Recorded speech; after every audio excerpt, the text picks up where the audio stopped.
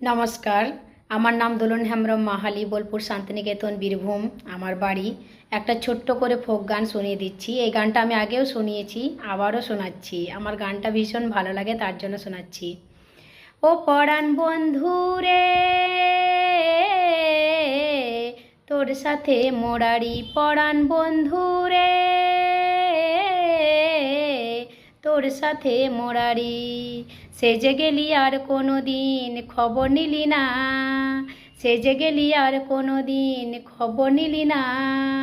তুই কখনো এমন ছিলি না রে, তুই কখনো এমন ছিলি না।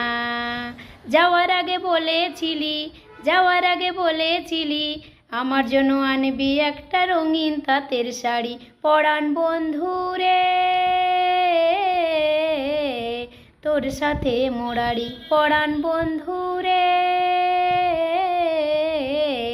তোর সাথে মোরারি পরাণ বন্ধু রে, তোর সাথে মোরারি।